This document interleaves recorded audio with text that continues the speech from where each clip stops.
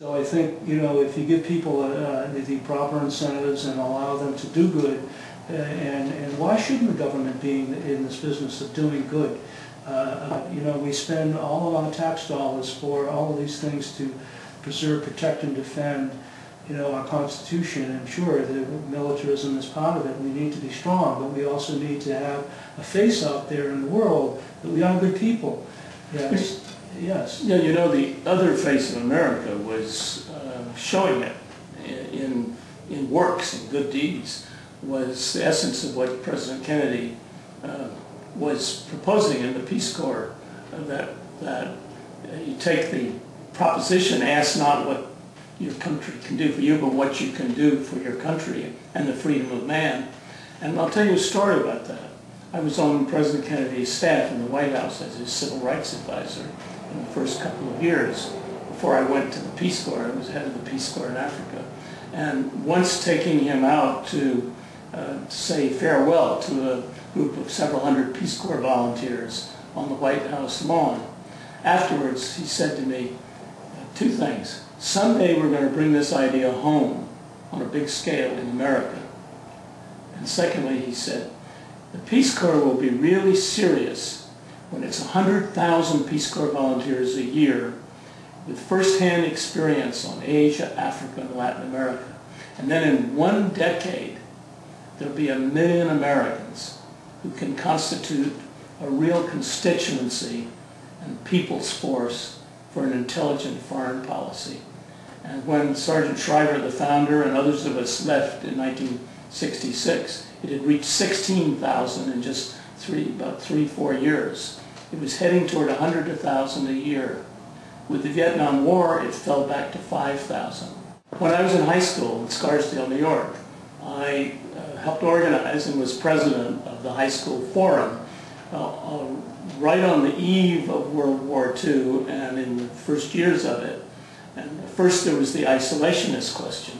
Are we going to try to hide from the Hitler's advance, or are we going to get into the battle? The country was divided right in half, and that was the big issue in our forum. And then we were in the war, and out of our forum, we started an organization called Student World Federalists in our high school. And we ended by spreading it in the next 2 years all over the United States to hundreds of chapters for a union of democracies to fight Hitler and be a nucleus of a world federation after the war.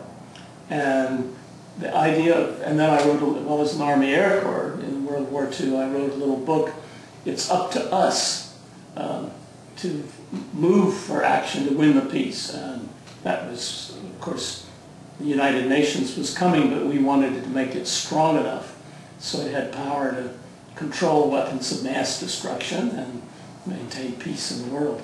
So my heart leaps up when you're working with young people to take hold of the ideas they believe in, the problems they see are the most important, and to go to it and try to move it in this country.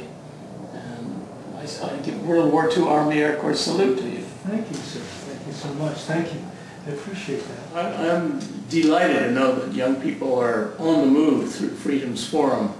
And I hope that a lot of those who do that go on themselves to engage in action, whether it's at home or abroad.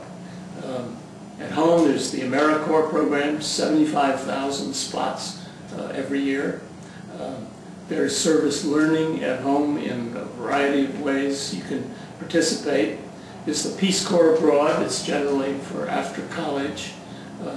There are private programs, and you know, along with talking about the issues, and along with going after Congress to do what government can do to help expand them, you can take the lead yourselves. And my family went off to the Peace Corps with me in the 1960s, and had some of the great adventures of our lives in Ethiopia and Africa. And the world is waiting for you. And it isn't just abroad. There are frontiers in America where our problems are great and where America needs you.